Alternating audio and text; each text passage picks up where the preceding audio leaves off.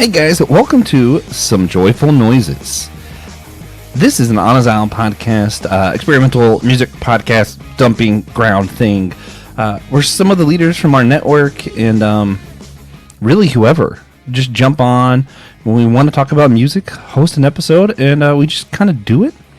This is a music podcast with no rhyme, rhythm, or reason whatsoever. We're just staying noisy.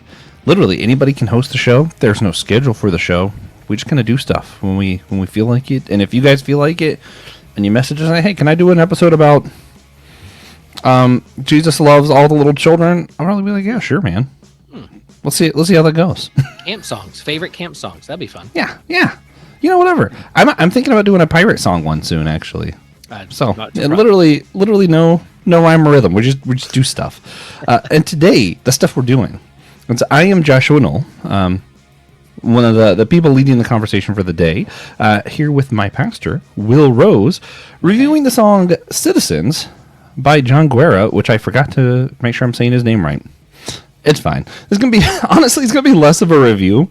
We're not the most knowledgeable people about Jon Guerra. I don't even know how to say his name.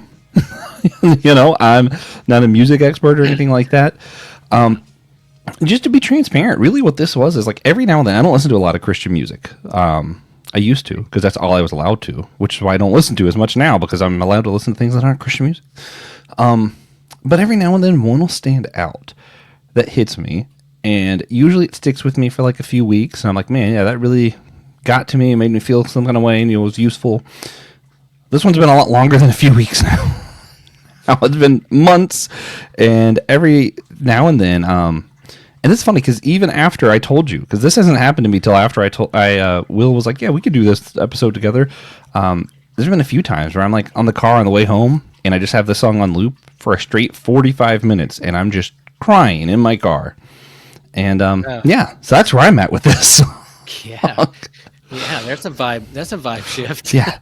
This is how we're getting into this one, guys. Yeah, ready for some tears. Joyful noise or some joyful noises of wailing, weeping, gnashing of teeth, lamenting tears. You know, I don't remember. What's funny is I don't remember the reference, but this used to be one of my favorite Bible verses. Where I think it's in. I think it's one of the minor prophets. It's one of the prophets. It's those who sow in tears will reap in joy. Yeah, I don't remember where that's at. Amos? Could be. Whatever it is. That's what we're doing today. We're going to be sowing in tears, hoping that one day we will reap in joy with our noises. This song, for those who don't know, it's very much a prophetic song.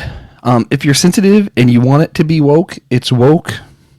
If you're sensitive and want it to be conservative garbage, it could be. Based on some of the lyrics in the chorus, you could be like, oh, this is a literal reading of... Or, hey, man, this is a song coming from someone's heart who wants to believe Christianity, and sometimes Christians in America make it hard. So I think this is more of like a prophetic word, a lament of the current state of Christianity in America, something I resonate with. So, again, it won't be very knowledgeable. There are podcasts out there. The way I heard the song was from Russell Moore. He has a podcast episode with Jon Guerra. So if you want a podcast that's like going to give you the deets and really explain the song and have all information, maybe go there. That's not what this is going to be. To that to figure out how they pronounce his name. You can listen just for like to see how he pronounces his own name, and then you can come back here and hear us butcher it and then talk about it. Yeah. Well, then what you do, you rate and review our show on Good Pods, Podchaser, Apple Podcasts, and Spotify, and you leave a comment and say, hey, you guys didn't even pronounce the name right. Right. Just put that in the comment. Why not? And you'll hear us say, go to the other podcast if you want that. Yeah. And if you want to keep getting our episodes for some reason and you don't want to miss any, well, there's not a schedule. So you have to subscribe, Apple Podcast, Spotify, wherever, to know when episodes drop, because we don't even know when episodes are going to drop. Oh, man. It's on you. Mystery is luring. All right. So we're going to jump into this episode, Will. Usually we do some like banter thing, or like what are you listening to, whatever. I just feel like there's so much to talk about here, and it's really not even about the music. It just happens to be that these lyrics were delivered in a song. Well, just fast, we talk about like why music is important is one of the questions that we ask on this particular podcast, is that there are sometimes words and feelings can only be expressed in kind of a poetic way of kind of music and song. And so it's poetry. And so if you do interpret this song from one angle, that's your interpretation, just like a poem. And you could go to the source and say, what did you mean by this, the author of this song? Or I imagine most artists was like, well, what did it say to you? How did it speak to you? What did it stir up in your soul and your heart and your mind? And I think that's what this song has done and is doing with Joshua. And when he introduced it to me and I listened to it, it's definitely a prophetic word. And there's a reason people like musicals and Disney movies where all of a sudden they just bust out in song, because there's something going on in the story that makes them just express themselves in a way that can only be expressed in music, song, joyful noises, lament, poetic way of expression out in the world. And we're creative creatures that sometimes needs that outlet and expression so that we can, feel human or articulate what's moving within us and how we're feeling in the world. And sometimes it makes us laugh, sometimes it brings us joy, sometimes it brings tears. And that's all biblical, because there's a whole book called Lamentations where they're shaking their fist at God, asking why, and crying and lamenting. And so this song captures all that. Yeah. Well, also, as we're getting to the meaning of this show, we also say a lot on here that like music's what forms community. A few episodes I've pointed to, like Kingdom Hearts' fan base is like a really good example of that, because so much of it is about the music for the fans of that franchise. I think there are a lot of Christians, and I'm speculating here, so mind you, a lot of this episode will be speculating. For me, there's probably a lot of Christians that this song would be community forming, in the sense that there are a lot of people who feel like you grew up Christian. There's a lot of that story that you still cling to. You still like that Jesus guy, maybe. You still love a lot of the stuff of the faith, but then you see what's happening in the church and in America and all this stuff, and you're like, I don't know if I still want to be associated with it, but man, I still love Christianity. And you want to some hope to cling to. I think this song is for the community of believers that find themselves kind of in that area. Nice. Yeah. I love Jesus, but sometimes his followers, make me eye roll or get me upset, or the institution built around this figure of Jesus is sometimes can be very disappointing, and I don't want to have anything to do with it. But the actual man himself, that first century Palestinian rabbi that was executed by the state, and why was he executed? Let's dive deep into his life and figure that out. And then the people that follow him or create the structure around him, sometimes those systems needs to fall and be questioned. So there you go. Yeah. Well, and that's also part of why I'm glad my pastor is on here with me, because there's sometimes I'm going to lean on you to help me explain things. And sometimes it's I get emotional with this, and it's going to be helpful to have somebody else kind of lead parts. So you mentioned especially the song has kind of a prophetic word, kind of relates to like apocalyptic literature in the Bible, some of like the epistles, maybe even Lamentations. You want to just explain a little bit, like, how is that function similar to some of the things we see in those type of literature in the Bible? Well, I think when we talk about prophecy, a prophetic word, it's not necessarily being a fortune teller or telling of the future. It's holding up a mirror to your present context and asking you to question what's going on, what's the reality around us, and how is God speaking in it. You're asking the question, where is God in all this?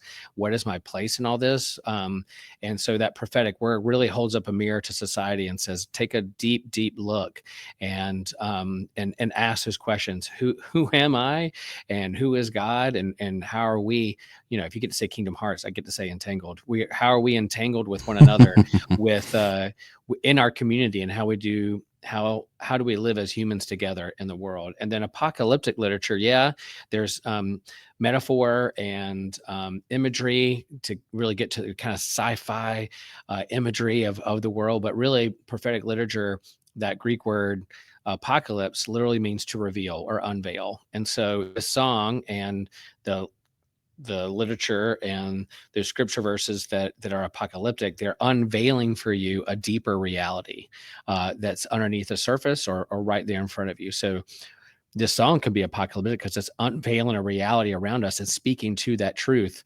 or speaking to a reality that we either resonate with or question. And then, I think Paul in the epistles, or whoever's writing a letter, they're speaking to the context. They're challenging. They're being pastoral, but they're also being apocalyptic in terms of like unveiling for them a present reality that they need to wake up to understand.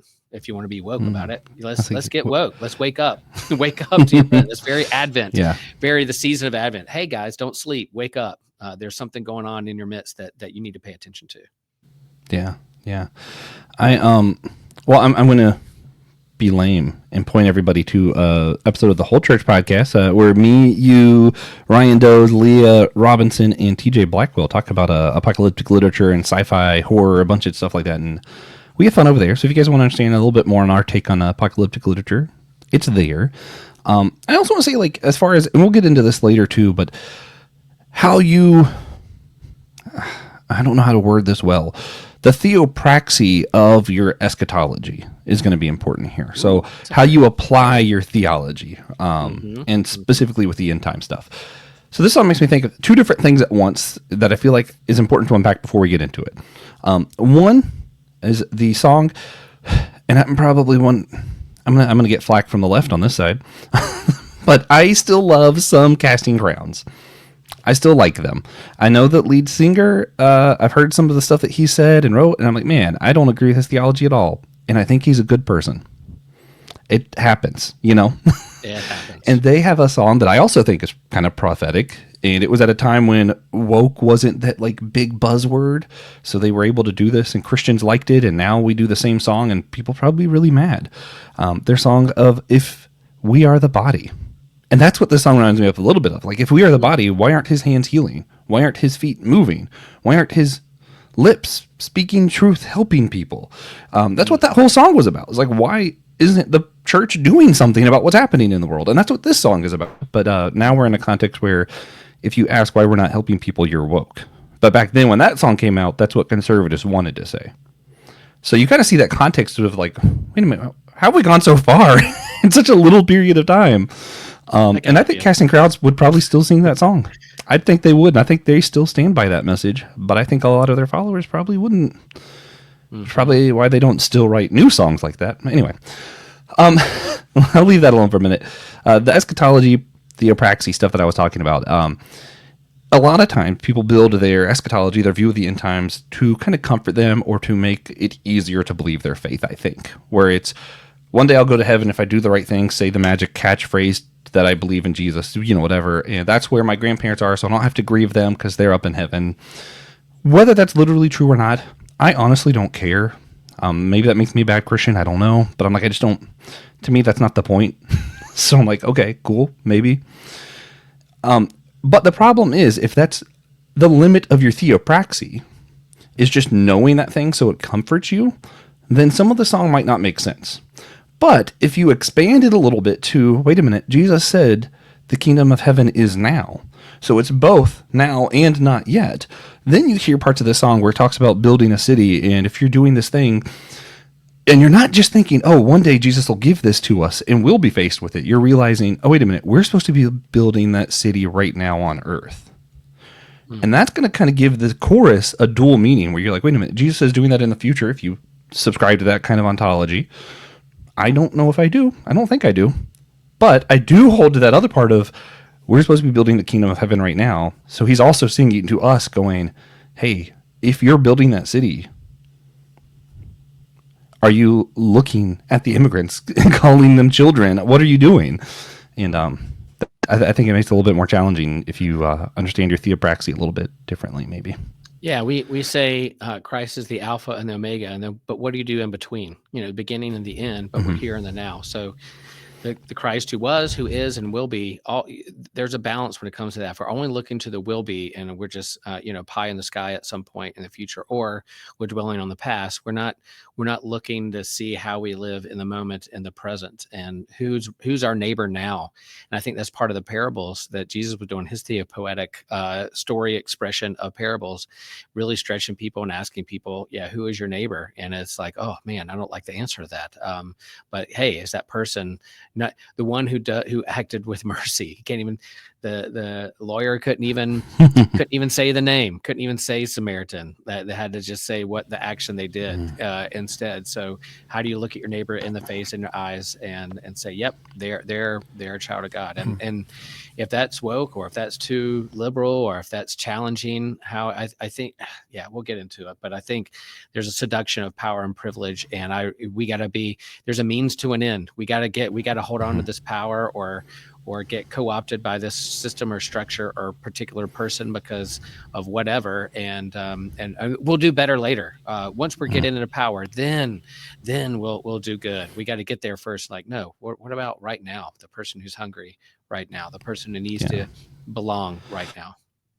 Yeah, which is also maybe it's fair time now to warn everybody. I will almost definitely be going on one of my I hate utilitarian rants.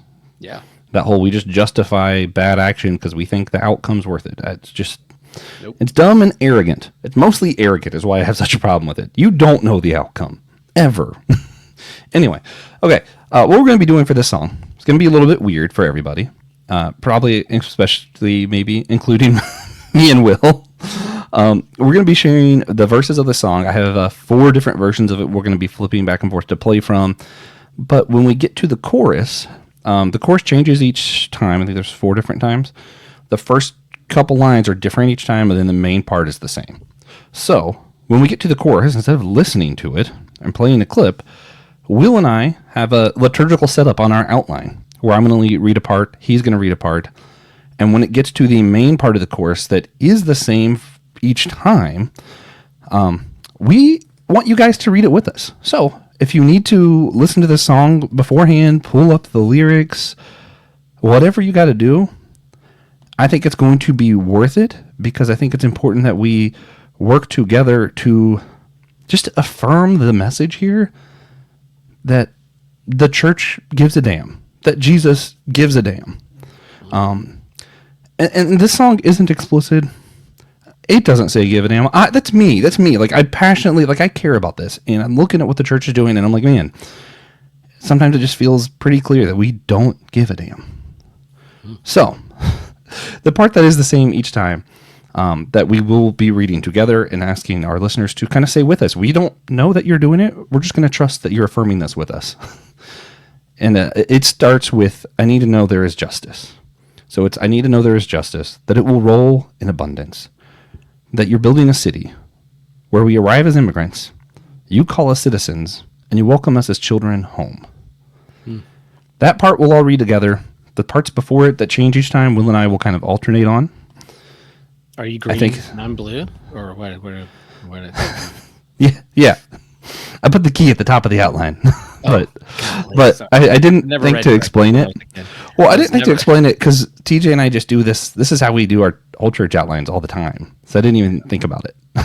Okay, got it. My bad. But yeah, so we're going to do it kind of that way. It's going to be a little bit different. We're going to talk about the chorus at the end and kind of unpack what that means to us. But for now, I kind of want to talk a little bit about I'm calling it the pre-chorus, the part of the chorus that changes each time. I want to talk about that now. So in this part, why does it say in the pressure? Okay. The artist states, he talks about some of his feelings. So this is, I want to talk about, he says he feels confused. He feels used. He feels angry, and he feels guilty. Will, how do we resonate with this stuff now? Yeah, what I tell my congregation all the time is that you can feel multiple things at the same time. You don't have to be either or. So like if your loved one died and you're feeling grateful for them and also missing them and feeling deep grief and sorrow, you can feel both at the same time and not feel guilty. And this, confused, used, angry, guilty, all of those can kind of hang out together in the same room and they can have a conversation. Now, when one speaks up over the other or talks over the other person or the other feeling, then yeah, how do you work a healthy conversation? But all those are real emotions that we can all feel at the same time. Now, I'll add another one, like there's fear. what are we scared of, and what's going to happen next? Like I resonate with all those, but then another thing that I resonate with is legit fear. Like when I see things how unfold on the news, or how particular brands of Christianity are acting out in the world or representing Christ, I'm fearful of the future, or what's going to happen to those I really care about. But yeah, confused. What are they saying? Used. How are you co-opting my faith? I'm angry. I'm not going to let you do that. And then guilty that, perhaps I feel those same ways, or I've acted those ways in the past that I want to repent of. Had particular views that when 20-year-old Will or seminary Will said things out loud because he thought he was right on things and didn't care about the person right in front of him. It was more important to win an argument than see the humanity in the person across from me. I feel guilty about those too. So all those can hang out in the same room together. Yeah.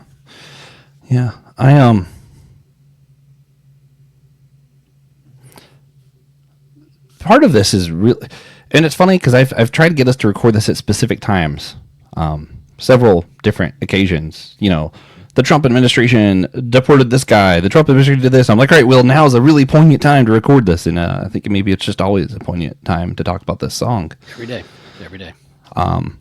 The week we're recording this, I just discovered a church that I used to help occasionally, that I've spoken out against before. It's now called Legacy Church. Was once College Park. It's in Greenville, South Carolina. Please avoid it. I'm not going to use names. I'll name the church because I think that as an organization, it's just not safe for people, and I think it's important to warn people to not go places that aren't safe. Yeah. I knew once they had a youth worker who was involved with a girl underage. It appears that something similar has happened recently. The youth worker who is married and just had a kid and has been involved over a year. It seems like they've been trying to keep it quiet, and now they're trying to open up. And part of me thinks that the way they're wording it and coming out, they're trying to get ahead of the message and not let out that it's a lot worse than it even sounds.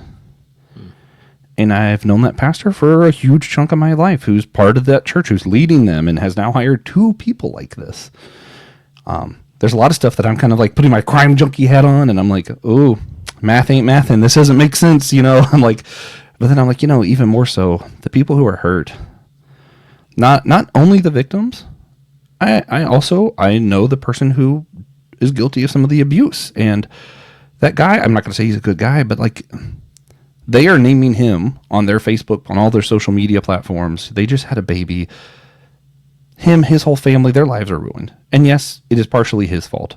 But even when we cast the shadow ourselves, I don't know, man. It's just, the whole thing is just heartbreaking for me. Seeing the church cover this up, seeing this pastor who's told me before, he's like, it's all about the Spirit. The Bible's important, but as long as you're connected to the Spirit, he's going to let you know what to do. And I'm like, man, the Spirit isn't telling you to cover this up. The Spirit isn't telling you to keep hiring people like this, to let this go on in the church. And I think about it, and I'm like, these are the people who told me to live by Christian values, who always want to talk about, sexual ethics and stuff. And I'm like, yeah, I'm a little confused. I'm a little angry. Yeah. I'm a little sad. And, I helped that church. I voted for the same people they did for a long time. So yeah, I'm a little guilty. And the thing that to me that this song challenges me with, and I almost always start to tear up when it gets to coming to you because I'm guilty. It's because I'm right there with him the whole time. He's going through the song, and like he's clearly talking about Donald Trump, and I'm like, yeah, I'm so mad the Christians are backing this guy. And he's talking about like how they're not caring for the immigrants. I'm like, yeah, I'm so mad about that. Then he's like, coming to you because I'm guilty. And I'm like, oh, that's right. When I was in college, I made a spectacle that I would not recycle. There were points in my life that I made sure people knew that I was going to vote against Democrats no matter what. Yeah. I'm like, yeah, I'm still coming to you because I'm guilty too.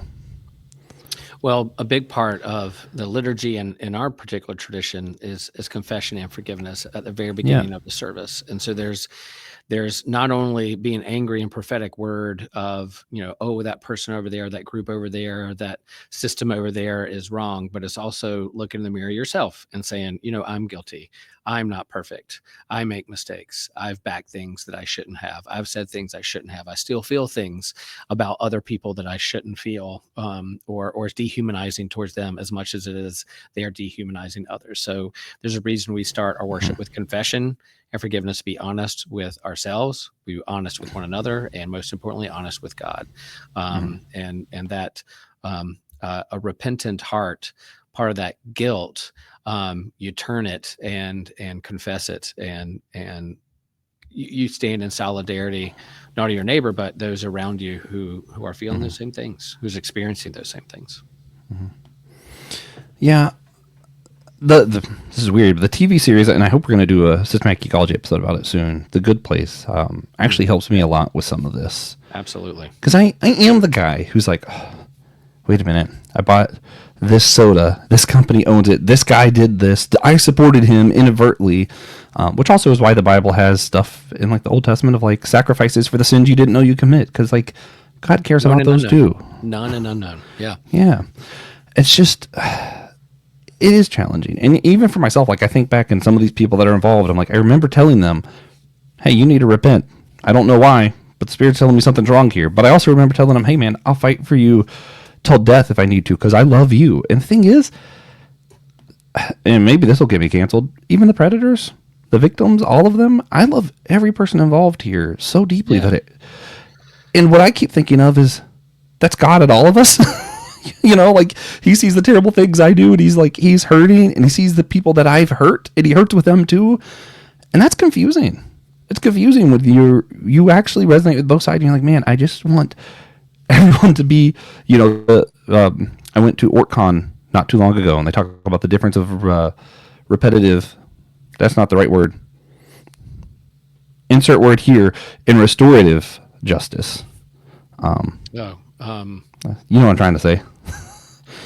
Retributive? That's not right. That's close. Yeah, something like that. In restorative justice. And I think I agree with both things. But I think God cares a little bit more about restorative justice. And that's why I still hurt for even the people who are the abusers, where I'm like, man. Well, retribution. I want you to be right with God too. Retribution, you would hope, would lead to restore, but not always does. Sometimes just punishment, to punishment or revenge, those things. But what is it going to bring to a person to come to terms with what they've done within themselves, and then also restore around them who they've hurt? And so that's a long process. That's not just like, oh, I forgive them, God forgives them, move on. You know, there's a reason why people are put in timeout. There's a reason why people you walk with people. We're also in a process of becoming, right? Some of our friends say, at OrtCon will say. And so even the restorative justice has a process of hopefully you're leading to that way. Not that the means justify the ends, but there are ways in terms of habits and practices, including listening to songs and reading scripture that hopefully will change your heart and lead you to restorative justice. Yeah. I'll be annoying and set up a debate that Will and I can have some other time. It's why I really loved Captain America Brave New World and didn't care for Thunderbolts this year. Brave New World, the bad guy takes accountability for what he did wrong and subjects himself to retributive means so that one day he can be restored. Whereas in Thunderbolts, we're going to skip the accountability part, the retribution. We're just going to straight go to restorative. I still like restorative. I don't know. Feels like a piece is missing. I don't like it, but we'll move. They ended with a hug, and that's so much better. So much better. It's so much better. So anyway, this song was written. Well, wait. I skipped a part. So also in this part of the chorus that changes each time, he does some other stuff, but then just talk about feelings. He talks about why he's coming to God in prayer. So here's some of the reasons. I want to see if you can, if we affirm this in prayer, if we're like, maybe I'll tweak that a little bit, how we feel about it. He says he's coming to God in prayer to move in our country for the mothers who are afraid for their families, for the hungry in our streets, for the immigrants who are looking for homes, and ultimately because God promised to leave the flock for the one. Will, do we affirm all of that? Do we want to tweak any of it? No, that's on point. You know, of course. Yeah. The mothers, the hungry, the immigrant looking for a home, but God promised to leave the 99 for the one. I mean, yeah, most of the time I'm the 99. And so how do I feel about going off to find the one? And I think what's going on in American politics, American Christianity, evangelical Christianity, who have co-opted and kind of sold out for Donald Trump because of they're seduced by power and privilege. I think they don't care about the one. They're like, I just want to be a part of the 99, and I want to make sure that we keep that one out. And that's just so opposed and the opposite of what Jesus represented, which is so frustrating and so confusing. It makes me so angry when you can't see. But I was there too at some point in my life. But what about that one? What about that one? Yeah. I affirm all that. There's probably some stuff that I would add. I also, again, the thing is, like, are we praying to God to do something, or praying to God, acknowledging that we are the body? What we're asking God to do is what we should be doing. I think the main thing I would add is probably a reference to the queer community. I even online, maybe with a bot, maybe with someone who doesn't understand English well, I'm not sure. We had this conversation about transgender stuff, right? And they always have their points where, like, the Bible says he made them man and woman. And I'm like, well, what about all the people born with multiple sexual organs from different genders? And you usually get one or two things. It's like, well, that's the result of sin, to which my answer is, okay, so people are born transgender for the same reason then. What's the problem? The Bible doesn't mention giraffes, but yet we believe they exist. Yeah. They're part of creation. It doesn't even mention the silent on giraffes. Or, they say like all create, or they'll be like, oh, well, that's such a minor thing. You're just pulling that out to win a point. To which, and I said this in this thing, the people who are born with sexual organs from both genders, percentage-wise, worldwide, there's just as many people born that way as there are people born with red hair. So if you are not willing to commit to the theological statement that you don't have to care about redheads, then you can accept that. If you're not willing to say that God doesn't care about redheads, you can't say the other, which makes all the transgender arguments also kind of invalid, because just because they're not outwardly showing the gender identity struggles doesn't mean that they're not real. And I think that happens all across the board, where Christians just want to come up with some reason to argue and to attack these people. And it's not just Christians, but because of the Christians in our country, I think this has become not only a minority, but attacked a minority. So when I come to God in prayer, I'm also, hey, these people, whether they're Christian or not, the queer community who is so scared, what are we doing for them? How is God preparing for them, loving them? How are we as the body loving them in our country? Yeah. Good question. We're going to sit with that a while. The church has been sitting with that a long time, even though, when perfume was spilt on Jesus, and they were like, we could have used that money for this or that, and they're arguing about how to use money and fund about what's going on. But the Jesus math, let's do some Jesus math. The last be first, the first be last, the 99 or the one, what's more important? I think, look at how Jesus did math, and that might be a little countercultural or against the grain of what we're chasing after in this world. Yeah. All right. So then moving on, last thing before we get to the actual song. This song was written in 2020 during the pandemic and all of that. Will, how does this song still hold up? How does it resonate? Is it more relevant, less relevant than 2020? I didn't hear it in 2020, but just speculative, do you think it would be more relevant if we first heard it then, or as much changed? No, I think it's still, the words speak truth now. You think about 2020 and you think about those same elevated questions of how do we take care of our neighbor and love our neighbor, whether we're wearing a mask or supporting people with, searching after vaccines, or people really scared that their church is going to lose power and privilege because they can't meet or together in person, or they buy into conspiracy theories rather than listening to really smart scientists around them who are trying to help them and work these things out. But we're 4 years, 4 years of Trump, first term. Now we have Trump 2.0, where it's amped up another level. I think these questions of how to be the church, how do we love our neighbor, how are we the church in the world, how are we the body of Christ in the world, are still relevant. And every generation has its challenges, and it seems like every political season we have our challenges. But man, there's a day. I mean, I think the ramped up rhetoric and othering and kind of the reality. Okay, yeah, I'm going to go on a limb here. A reality TV show star becomes president. They know what gets clicks and what gets reactions, and it's been ramped up another level. It's because they're playing a game. They're playing a game with our emotions and know how to do that with us. And so there's a reason reality TV show in terms of, eliciting responses out of us, that now we have a president and a world leader who knows how to play with those. And so just as relevant now. But yeah, knowing it's in 2020 is like, man, this could have been written yesterday and put on the radio. But it was 5 years ago. Yeah. The juxtaposition of how Donald Trump plays on these emotions is really telling. And for the record, obviously Jon Guerra is not running for president or anything. I'm just sitting here going, Trump saw that we were scared, confused, angry, and he played that up to people to get them to an action, to do something. And this song is kind of doing the same thing. It's getting us to do an action. The action is to give a crap about people, to give a damn, right? Whereas Trump was to, let's attack our enemies. This call is you playing on that same emotions to say, let's love and care for the marginalized. What does that look like? The one. Yeah. I mean, it's big. I do think, just from my own generation's perspective, we didn't think about politics till really 2015, 2016, whenever Donald Trump first came to that elevator, and we were like, wait a minute, this seems scary. And then if the song would have been released in 2016, it would have been super relevant, because we were like, oh yeah, man, this is bad news. What's going to happen? And then we saw what happened. And in 2020, the pandemic hit. And that was like another breaking point for a lot of people, where they were like, oh, I don't know, if the church is supporting this is what they're okay with. The mask, not wanting to wear a mask, willing to get people sick.